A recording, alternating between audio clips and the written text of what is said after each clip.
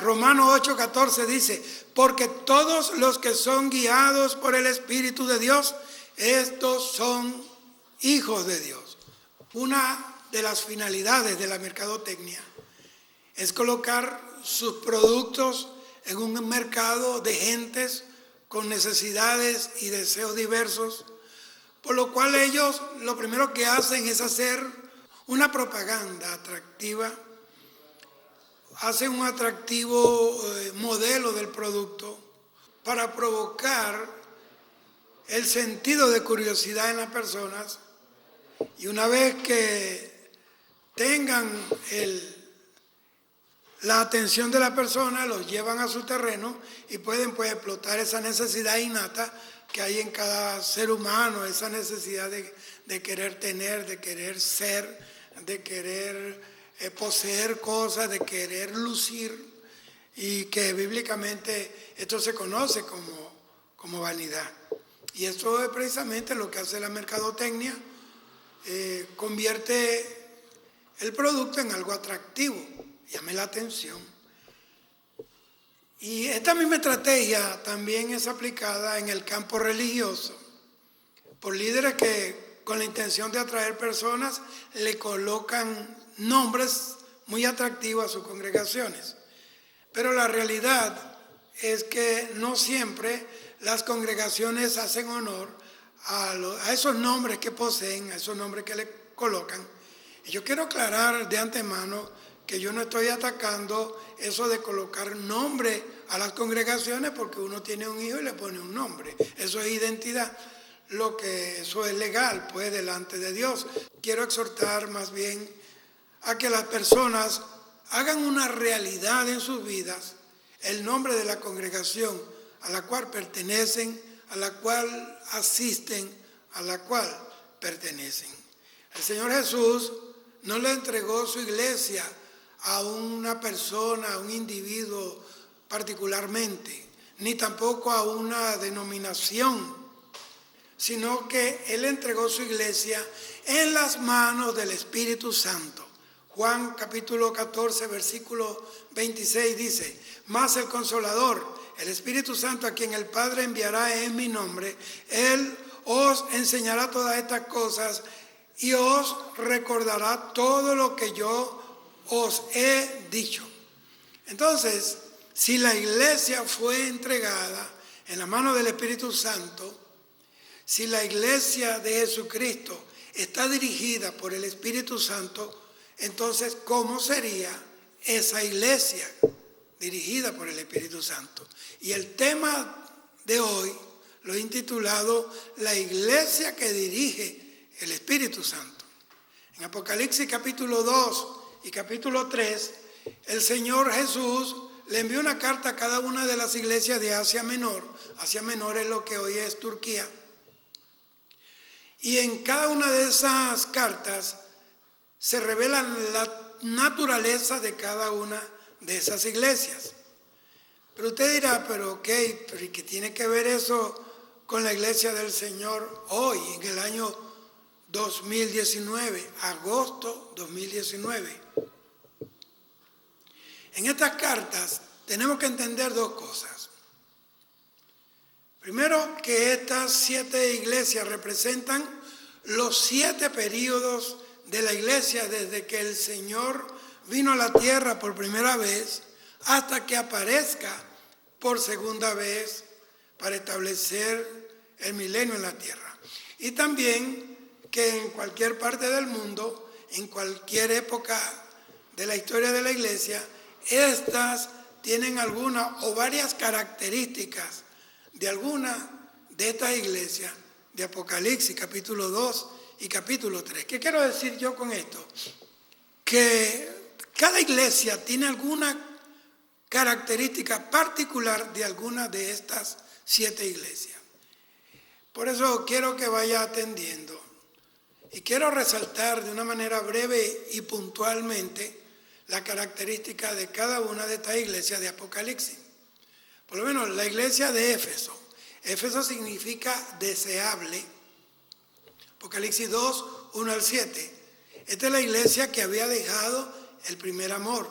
Esta era la iglesia que dejó el primer amor. Y el Señor la reprende y le dice: por lo cual, levántate, mira de donde has caído y arrepiéntete.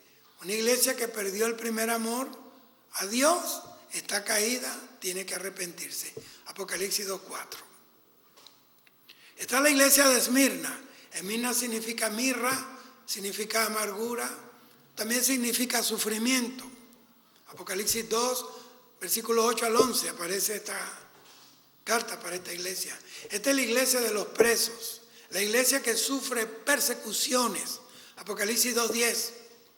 A esta iglesia el Señor le escribió esa carta porque nadie sabe más de sufrimiento, de persecuciones, de rechazos, de persecuciones que el mismo Jesucristo.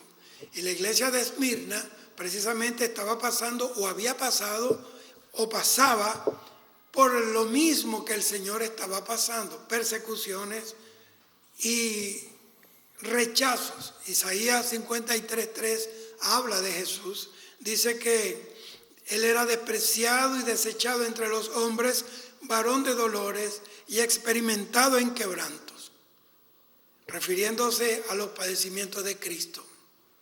Isaías se anticipó como profeta a toda esa vida de sufrimientos que iba a padecer el Señor. Por eso cuando los reyes del Oriente vinieron a ofrecerle tesoros al Señor, siendo un bebé, dice que abrieron su tesoro y le ofrecieron oro, incienso y mirra. Mirra porque mirra significa amargura. Y mirra era una resina aromática que se usaba para embalsamar los cadáveres. En otras palabras, con esa mirra se estaba profetizando la vida de amargura y de sufrimiento que tendría que padecer el Señor para levantar una humanidad caída y para perdonar los pecados y llevarnos sin mancha y sin pecado delante del Señor, Dios Todopoderoso, su Padre. Bendito sea el Señor.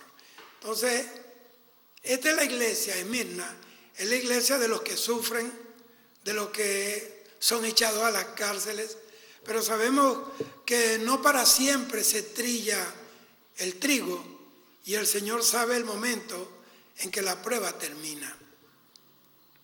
El que es fiel a Dios va a recibir la corona de la vida.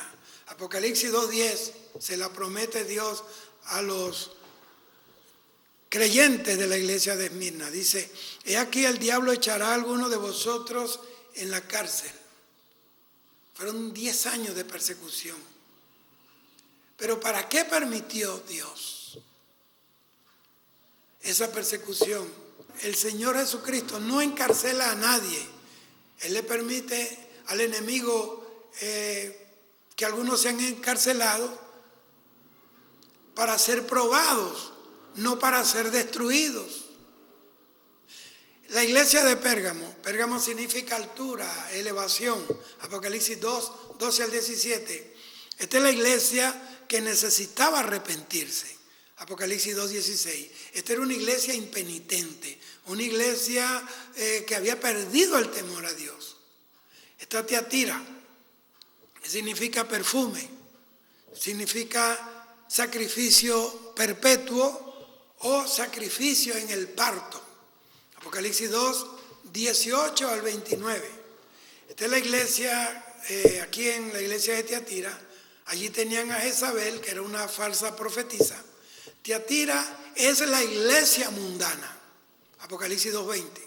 Tanto está mundana que el Señor está afuera y tiene que tocar. Si alguien toca es porque está afuera. Y dice aquí: estoy a la puerta y toco. Si alguno abriera, yo entraré en él. O sea, esta iglesia sacaron a Jesús de su vida de tal manera que él venía y tocaba la puerta de esa iglesia.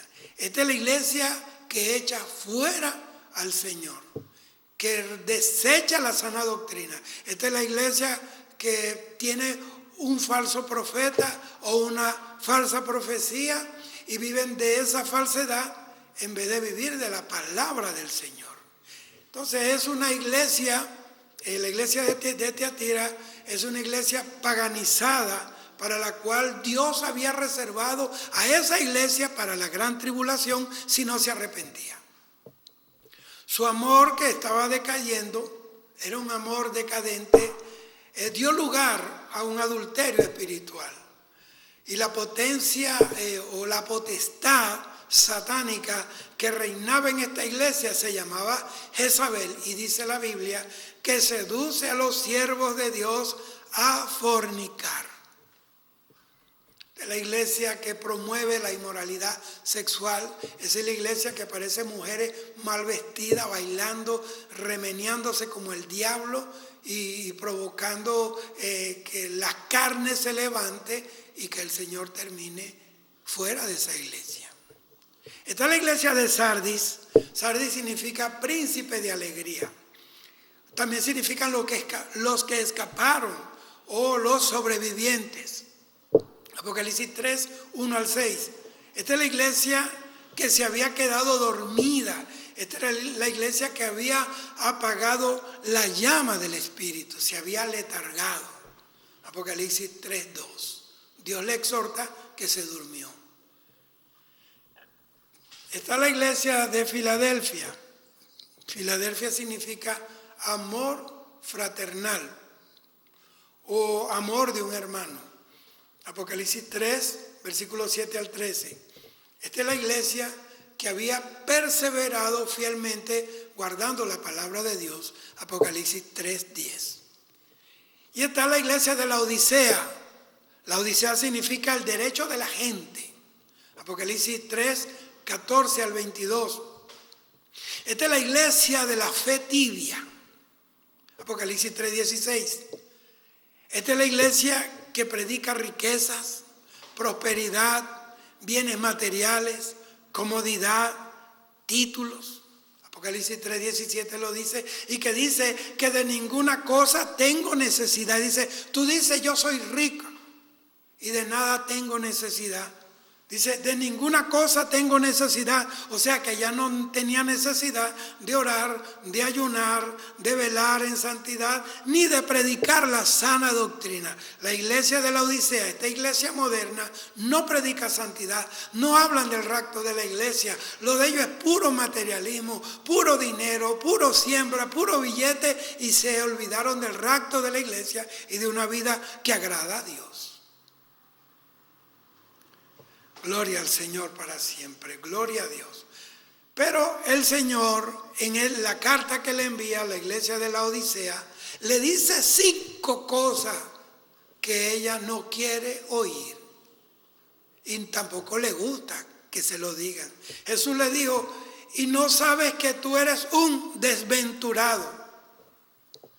La palabra desventurado aquí, recuerde que el Nuevo Testamento fue traducido al griego, fue escrito al griego. Aquí la palabra desventurado es la palabra griega talaiporia, que significa desgraciado, infeliz. Mira cómo le dice Dios. La única iglesia donde se habla de la riqueza y donde se le hace un pedestal al dinero es la iglesia de la Odisea, y el Señor la insulta. O no la insulta, le dice la verdad. Lo que pasa es que hay gente que piensa que la verdad es un insulto. Y esto de que esa palabra desventurado, desgraciado, infeliz, es lo contrario a las bienaventuranzas que Dios a través de Jesucristo promete en Mateo capítulo 5. ¿Por qué? Porque esta iglesia solamente basa su felicidad en los bienes materiales, en las estructuras físicas de sus congregaciones, y no en las razones verdaderas por las que Jesucristo murió en la cruz del Calvario. Lucas 12:15 dice, porque la vida del hombre no consiste en la abundancia de los bienes que posee. Esta iglesia, aquí en la Odisea, adoran a un demonio llamado Mamón. Mamón es el Dios de las riquezas.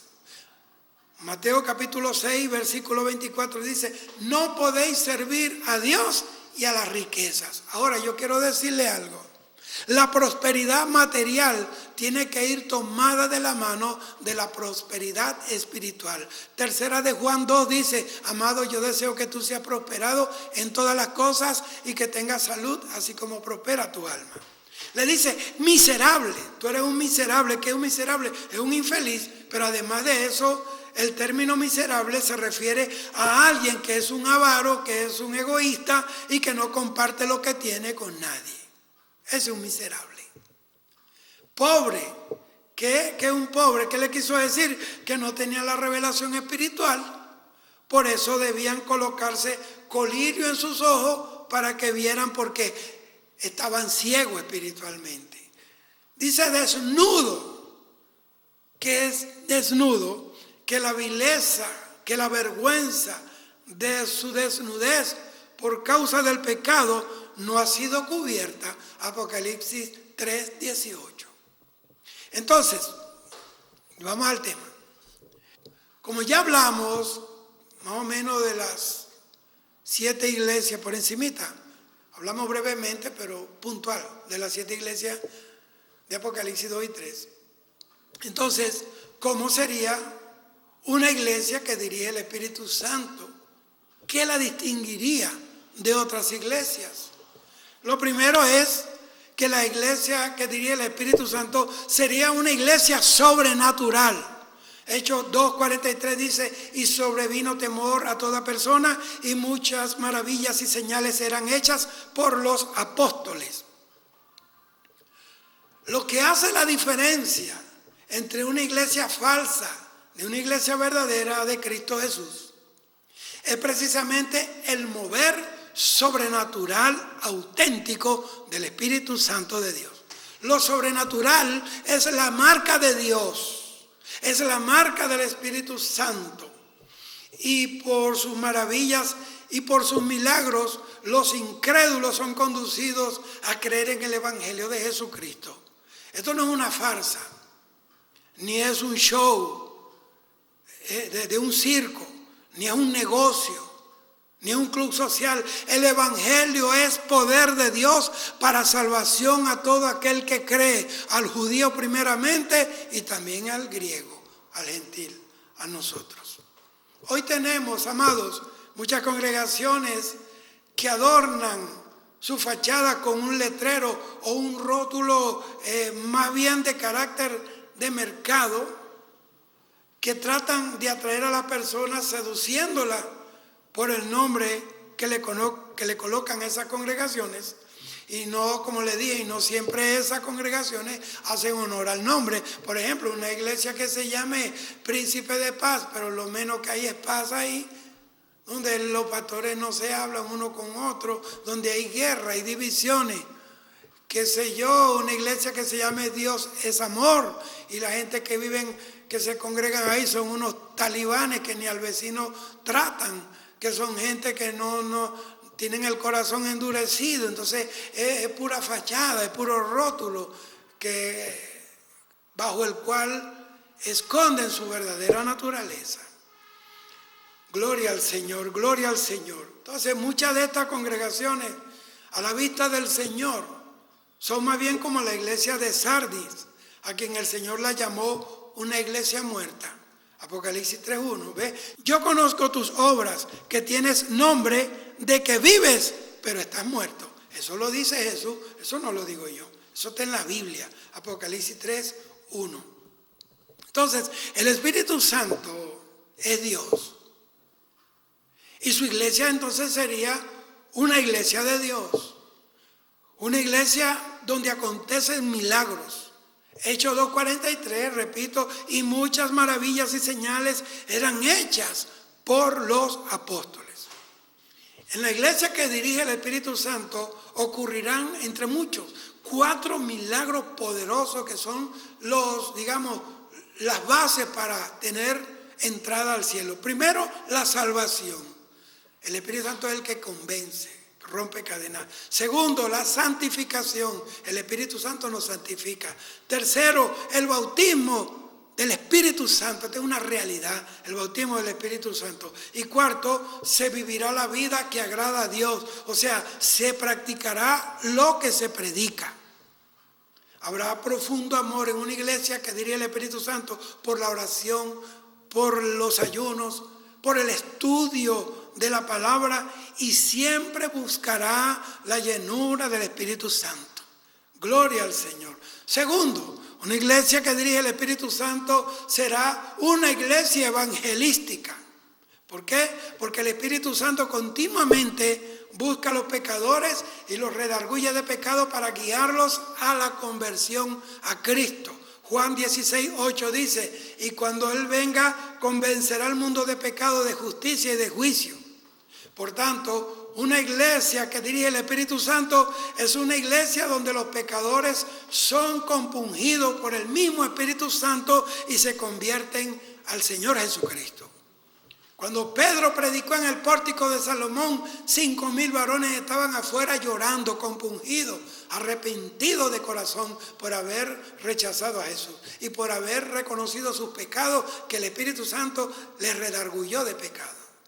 Ahora, creo que falta algo en una iglesia donde no hay conversiones, donde la gente no se convierte. Una iglesia del Espíritu Santo crecerá y sus miembros testificarán a los pecadores, llevándole a la cruz de Cristo. La misma gente que se congrega en una iglesia donde están llenos del Espíritu Santo saldrán a predicar y a regar la palabra y a buscar a los pecadores, comenzando desde su casa, sus vecinos, sus compañeros de estudio, de trabajo. Hechos 1:8 dice, y recibiréis poder cuando haya venido sobre vosotros el Espíritu Santo y me seréis testigos. Pero hay gente que no testifican a nadie. Hay gente que tienen tiempo ya, ya estamos terminando este año, estamos en agosto 2019 y hay gente que me están viendo y no han traído un alma nueva a Cristo, a la iglesia. Usted tiene que pensar lo que está haciendo. Cuando los discípulos del Señor fueron llenos del Espíritu Santo en el día de Pentecostés, comenzaron a predicar en Jerusalén y se encendió ese fuego pentecostal y 3,000 almas se convirtieron ese día allí en el aposento alto, Hechos 2:41. Entonces cada iglesia del Espíritu Santo llenará a su Jerusalén del Evangelio de Cristo. Óigame, el Evangelio es eterno, pero no tenemos la eternidad para predicarlo. Tenemos que predicarlo, pero ya, no perder tiempo. Así que hay gente que piensa que hablando de galardones, en el cielo vamos a recibir los galardones, pero esos galardones los ganamos en la tierra, trabajando para Dios. Lo tercero es que sería una iglesia santa. Hermano, ¿podría ser la iglesia que diría el Espíritu Santo menos que una iglesia santa? Cuando los miembros no son santos, la iglesia del Espíritu Santo es impedida y es dañada. El Espíritu Santo es el mismo Espíritu de santidad y donde el Espíritu Santo habita, allí hay santidad, allí hay libertad. Y cualquier otra forma de vida que se viva en una iglesia no es otra cosa que hipocresía religiosa, como los fariseos en Mateo 23:27, que Jesús le dijo, hipócrita, sepulcros blanqueados que por fuera se ven muy bonitos y blancos, pero por dentro están llenos de carroña, de huesos de muerto. En otras palabras, ustedes están llenos del diablo. El Espíritu Santo va a reprender el pecado donde quiera que ese pecado se encuentre y esté donde esté. Sea quien sea que lo cometa. Puede ser el líder conciliar, puede ser el pastor, puede ser quien sea. El Espíritu Santo odia el pecado, porque el pecado nos separa de Dios. Entonces el Espíritu Santo va a perseguir el pecado, y especialmente en su iglesia. Eso fue uno de los propósitos de su venida a la tierra desde el día de Pentecostés. Dice que santificar la iglesia. Donde está el Espíritu del Señor, allá hay libertad. Cuarto, sería una iglesia que enseña. Óigame bien, sería una iglesia que enseña. Una iglesia que dirige el Espíritu Santo no puede hacer menos que enseñar la palabra. ¿Por qué? Porque el Espíritu Santo es un maestro. Juan 14:26, Jesús dijo, mas el Consolador, el Espíritu Santo, a quien el Padre enviará en mi nombre. Mira cómo dice, Él os enseñará todas las cosas y os recordará todo lo que yo os he dicho. Os enseñará. Él es el maestro, un maestro verdadero. Bendito sea el Señor. Jesús era un gran maestro. Lo llamaban el rabino. Y esto es enseñar. Y él mandó a sus discípulos precisamente eso. Mateo 28, 19 y 20 dice, y enseñad a todas las naciones que guarden. Y todo esto, el Señor mandó a sus discípulos y a la iglesia, nosotros hoy, a enseñar la palabra de Dios. Una iglesia que es dirigida por el Espíritu Santo va a cuidar de impartir eficazmente su enseñanza usando la palabra de Dios como la guía de su instrucción. No, mira, yo fui a una iglesia, fui de visita aquí en Dominicana, y en esa semana se estaba estudiando un libro de una persona X, un libro cristiano, de un escritor cristiano. Estudiaron y durante esa semana eso era lo que se hablaba. Eso es una locura. Ningún escritor, por excelente que sea, ninguna literatura, por bestseller que llegue a ser, puede suplantar la enseñanza de la palabra de Dios. La iglesia que dirige el Espíritu Santo no estará completa hasta que enseñe y doctrine a sus miembros por medio de maestros llenos del Espíritu Santo, ministrando bajo la unción del Espíritu Santo. Hoy vemos maestros que ni oran, ni ayunan, porque se saben un poco de cierta táctica pedagógica. No, hermano, vea, el maestro es uno de los 5 ministerios que llamó Jesucristo, que constituyó Jesucristo en su subida al cielo. El maestro no es porque se sabe 2 versículos. Maestro cualquiera que enseña el domingo, no, tiene que ser un ungido por el Espíritu. Primera de Pedro 4:11 dice así: si alguno habla, hable conforme a la palabra de Dios, y si alguno ministra, ministre conforme al poder que Dios le ha dado a cada quien, para que en todo sea el nombre de Dios glorificado por Cristo Jesús, a quien pertenece toda la gloria y el poder. Amén. Quinto, una iglesia que dirige el Espíritu Santo sería una iglesia vencedora. Una iglesia del Espíritu Santo avanzará bajo la bandera de victoria y por fe la iglesia que dirige el Espíritu Santo vencerá a sus enemigos. El bendito Espíritu Santo obra vestido de dones y del poder de Dios. Él y su iglesia está acercándose a la hora del triunfo final, a la culminación de la obra de Dios en la tierra. Tito 2:13 dice: aguardando la esperanza bienaventurada y la manifestación gloriosa de nuestro gran Dios y Salvador Jesucristo. Gloria al Señor. Sexto, una iglesia que dirige el Espíritu Santo sería una iglesia en donde el pecado no puede permanecer oculto. Salmo 139:7 dice: ¿a dónde me iré de tu espíritu y a dónde huiré de tu presencia? En una iglesia que dirige el Espíritu Santo es imposible que reine el pecado, porque el pecador o se arrepiente o se va, pero no puede estar allí con nosotros. Porque donde está el Espíritu del Señor tiene que haber temor. Porque el Espíritu Santo no es cualquier cosa, es una persona y es una realidad en la vida de la iglesia. El pecado oculto mantiene a la congregación bajo las cadenas de las tinieblas, detiene su crecimiento sano y apaga la llama del Espíritu Santo. Una iglesia donde hay pecado oculto, el Espíritu Santo es contristado. Pablo dice en 2 de Corintios 3:17 que donde está el Espíritu del Señor, allí hay libertad. No hay nada que pueda estar oculto delante del Espíritu Santo, porque 1 de Corintios 2:10, Pablo dice que el Espíritu Santo todo lo escudriña hasta lo oculto del corazón de Dios.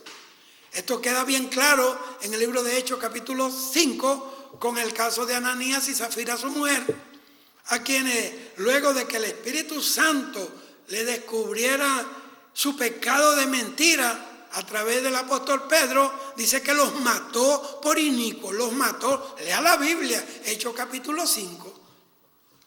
O el caso de Acán, en Josué capítulo 7, que este hombre murió apedreado y quemado junto con su familia y todos sus bienes que poseía por haber tomado del anatema en la ciudad de Jericó y haberlo enterrado en su casa, en la tienda donde él vivía. El Espíritu Santo, luego de que hizo una selección en todo el pueblo de Israel, dice que fue por tribu, después seleccionó la familia y después de la familia los cabezas de paterna, hasta que llegó al hombre que había cometido el pecado de codicia y lo había mantenido oculto en su casa, enterrado en su propia tienda. Tenía ahí el anatema.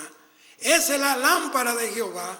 Esa es la menorá de Dios, que todo lo alumbra, que todo lo sabe. No hay nada que el Espíritu Santo no descubra. No hay nadie que puede cometer pecados y el Espíritu Santo no lo sepa. Hasta tus pensamientos. La Biblia dice en el Salmo 139 que aún no está la palabra en nuestra boca y ya Jehová la sabe. ¿Quién engaña a Dios? Dios no puede ser burlado. Lo que el hombre siembra va a recoger. Séptimo, una iglesia que dirige el Espíritu Santo es una iglesia en donde hay un llamamiento continuo a los ministerios. Hechos 13:2 dice: ministrando estos al Señor y ayunando, dijo el Espíritu Santo habla, apartadme a Bernabé y a Saulo. Tiene la capacidad de decidir y de seleccionar. Apartadme a Bernabé y a Saulo para la obra que os he llamado. El llamamiento lo hizo directamente el Espíritu Santo. En una iglesia, amados hermanos, en donde gobierna el Espíritu Santo, habrá siempre conciencia de la necesidad de obreros que trabajen en la mies del Señor. El Señor Jesús pudo ver espiritualmente que los campos estaban listos para la siega, pero que había una peligrosa escasez de obreros. Es que ya aquí nadie quiere ser obrero, todos quieren ser apóstoles, todos quieren ser gerentes, todos quieren ser estrellas y nadie quiere ir a los campos a llevarle el mensaje al necesitado. Gloria a Dios, gloria a Dios. Entonces, ¿para qué se necesitaban esos obreros? Para que trabajaran en los campos blancos. Isaías 6:8 se nos revela el deseo de Dios de que haya obreros dispuestos para anunciar su palabra a un mundo perdido rumbo a la condenación. Isaías 6:8 dice: después oí la voz del Señor que decía: ¿a quién enviaré y quién irá por nosotros? Entonces respondí yo, hablando de Isaías: heme aquí, envíame a mí. Una iglesia que dirige el Espíritu Santo tendrá presente su compromiso con el Señor de predicar el Evangelio a toda criatura y llevarlo por toda la tierra, por todo el mundo, y entonces vendrá el fin. Una iglesia que es dirigida por el Espíritu Santo tendrá dos prioridades irreemplazables en su vida.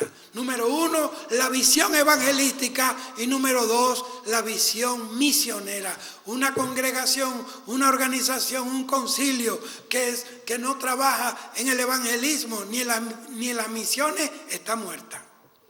Una iglesia sin estas dos prioridades nunca va a crecer ni en número ni en experiencia con el Señor. El evangelismo da crecimiento y las misiones dan experiencias vivas con Dios. Hoy el Espíritu Santo sigue llamando a hombres y a mujeres a asumir el compromiso de cumplir con la gran comisión y de pararse delante de Dios, delante de este pueblo, delante del mundo, este mundo perdido, como lo vemos en Ezequiel 22:30, que dice: y busqué entre ellos hombre que hiciese vallado y que se pusiese en la brecha delante de mí a favor de la tierra para que yo no la destruyese, y no lo hallé. Mire usted, el Señor llamando gente para que la ira de Dios no caiga sobre la tierra, pero no hay. La gente no tiene tiempo para salir a predicar, no tiene tiempo para repartirle un tratado a alguien. No tiene tiempo para nada. 8. Es una iglesia preparada para irse en el rapto con el Señor. Primera de Tesalonicenses 5:23. Dice, y el mismo Dios de paz os santifique por completo, y todo vuestro ser, espíritu, alma y cuerpo, sean guardados irreprensibles para la venida de nuestro Señor Jesucristo. Una de las funciones más importantes del Espíritu Santo es de mantener a los creyentes de Jesucristo en una fe viva, llena de su presencia, santificados y preparados para volar hacia el cielo cuando suene la final trompeta. La importancia de estar preparados para el encuentro con el Señor. El mismo Jesús la reveló en la parábola de las 10 vírgenes de Mateo capítulo 25. Dice el Señor en la parábola que las 5 vírgenes insensatas no entraron a la fiesta de boda con el esposo porque le faltó aceite en sus lámparas. En otras palabras, fueron negligentes, fueron descuidadas. Y las 5 vírgenes prudentes entraron tomadas del brazo de su amado esposo, y dice que al entrar a las bodas, la puerta se cerró. La puerta se cerró. Tú tienes que abrir los ojos mientras la puerta esté abierta. Después que suene la trompeta ya no tendrás tiempo para una segunda oportunidad. Tendrás que pasar por la gran tribulación. Y si das tu vida y no niegas a Dios y no te dejas poner el sello del diablo, de la bestia en tu frente o en tu mano derecha, te vas para el cielo, lavando tu pecado con tu propia sangre. Entonces, una iglesia dirigida por el Espíritu Santo se va a esforzar por cuidar 7 áreas que son vitales para el creyente. Primero, de permanecer en pureza, así como el Señor Jesucristo es puro. Primera de Juan 3:3. Y todo aquel que tiene esta esperanza en Él se purifica a sí mismo, así como Él es puro. Segundo, va a cuidarse de no perder la salinidad espiritual, o sea, la sal. Mateo 5:13 dice, vosotros sois la sal de la tierra, pero si la sal se desvaneciere, ¿con qué será salada? No sirve más para nada, sino para ser echada fuera y hollada por los hombres, o sea, pisada, humillada por los hombres. Y yo no me estoy refiriendo a la sal esa natural que usamos para darle sabor a la comida, al cloruro de sodio, de fórmula molecular NaCl. Yo me refiero a la sal del Espíritu. La salinidad de las aguas es probada por un aparato que se llama refractómetro, que es el que mide el nivel de salinidad. Ahora, hoy en día yo estoy hablando es de la sal del Espíritu, y el refractómetro es la palabra de Dios. El refractómetro que prueba tu nivel de sal es el mismo Espíritu Santo de Dios. Tu sal es probada en la calle, cuando eres insensible al que se pierde. Tu sal se sabe que perdió el sabor cuando hay un endemoniado y sale corriendo a buscar al pastor. La sal se prueba que se perdió el sabor de la sal cuando duran horas y horas echando fuera un demonio y tiene que irse el endemoniado a un manicomio porque perdieron la sal. Gloria al Señor. Tercero, se cuidará de no dejar apagar su luz. Mateo capítulo 5, versículos 14 y 15. Vosotros sois la luz del mundo. Una ciudad asentada sobre un monte no se puede esconder. Así alumbre vuestra luz delante de los hombres, para que vean vuestras buenas obras y glorifiquen a vuestro Padre que está en los cielos. Y Efesios capítulo 5, versículo 8 dice así: porque en otro tiempo erais tinieblas, mas ahora sois luz en el Señor. Andad como hijos de luz. Cuarto, se cuidará de no dejarse capturar por los afanes de la vida. Mateo 4, 18 y 19 dice: estos fueron los que fueron sembrados entre espinos, los que oyen la palabra, pero los afanes de este siglo, de este mundo, y el engaño de las riquezas y las codicias de otras cosas entran y ahogan la palabra y se hace infructuosa. Esto fue lo que le pasó a Marta, la hermana de María y de Lázaro, en Lucas 10, 41, que el Señor le dice: Marta, Marta, afanada y turbada estás con muchas cosas. Esta mujer se afanó tanto en los quehaceres de la casa que se olvidó de echarse a los pies del Señor, cosa que sí aprovechó María. Se cuidará de no mezclarse con los paganos en sus prácticas pecaminosas. Segunda de Timoteo 2:19 dice: pero el fundamento de Dios está firme, teniendo este sello, conoce Dios a los que son suyos, por lo tanto apártese de iniquidad todo aquel que invoca el nombre de Cristo. Séptimo, se cuidará de pecado de inmoralidad sexual. 1 Corintios 6, 13 y 18 dice: pero el cuerpo no es para la fornicación, sino para el Señor, y el Señor para el cuerpo. Huid de la fornicación. Una de las obras más trágicas que ha hecho el diablo en la iglesia del Señor en el día de hoy, y que le ha dado y le ha rendido tanto dividendo, es el pecado de inmoralidad y de impureza sexual en cualquiera de sus formas, sea pornografía, sea adulterio, fornicación, homosexualismo, lo que sea. Hoy vemos hogares cristianos destruidos por causa de esa tragedia diabólica, y lo más triste es cuando esa plaga ha llegado hasta las mismas familias ministeriales, hasta los altares.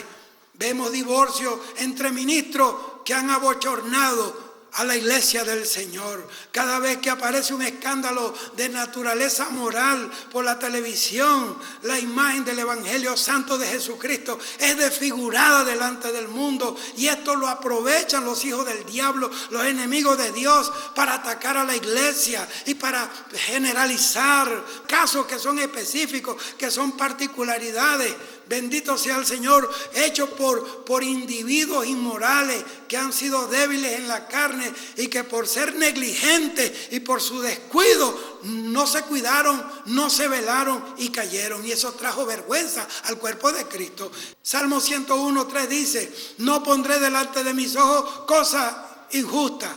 Entonces, amados hermanos, huyamos de los pecados de la carne, huyamos así como huyó el patriarca José cuando la mujer de Potifar quiso hacerlo caer en pecado. 9.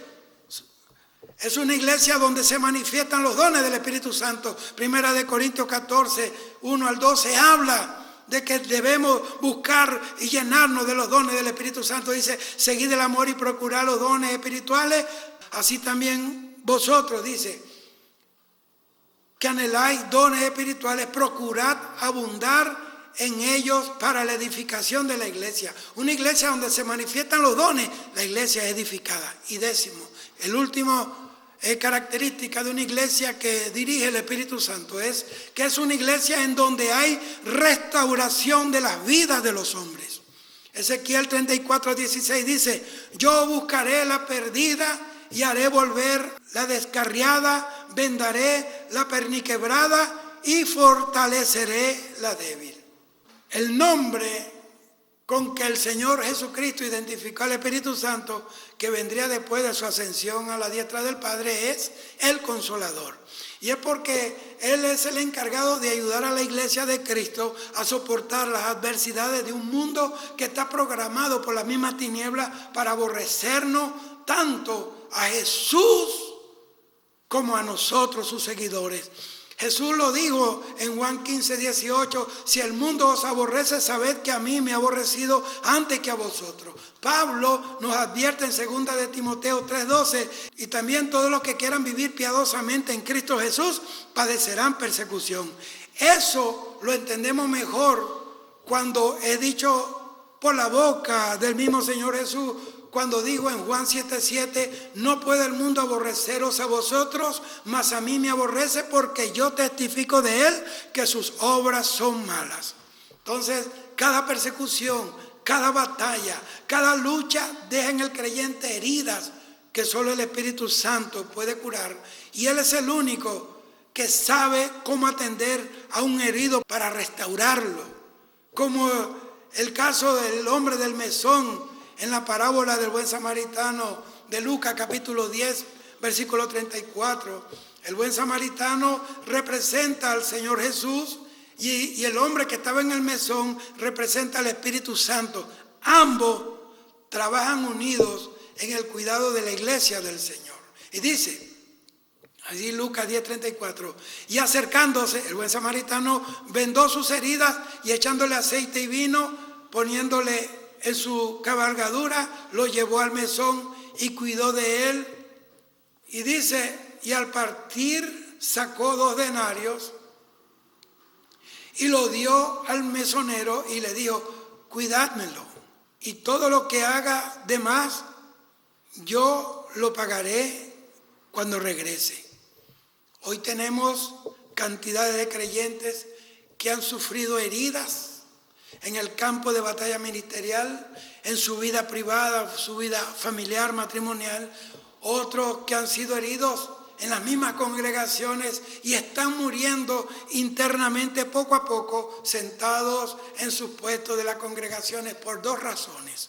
Número 1, por la indolencia y la indiferencia del liderazgo, por la situación anímica de los miembros de las congregaciones, porque son asalariados la mayoría, porque no les importa el estado de la oveja, no les importa que los lobos la devoren. Según Juan 10:9, el asalariado no se preocupa de las ovejas. Y segundo, por la incapacidad de atender a las personas en esta área de sanidad interior. Jeremías 30:17 dice, mas yo haré venir sanidad para ti y sanaré tus heridas, dice el Señor. Jeremías 3:15 dice, y os daré pastores que os apacienten con ciencia y con inteligencia. Entonces se necesitan ministros que introduzcan a los enfermos del alma en el estanque de Betesda, ese de Juan capítulo 5, en donde había un enfermo que tenía más de 38 años enfermo, y ni los fariseos, ni los sacerdotes, ni los escribas, ni ningún legalista del pueblo de Israel se preocupó durante esos largos 38 años de miseria de este hombre por ayudarlo, para sanarlo de su situación, para bendecirlo. El Señor dice a su iglesia en Apocalipsis 22:11, el que sea inmundo todavía, y el que es santo, santifíquese todavía.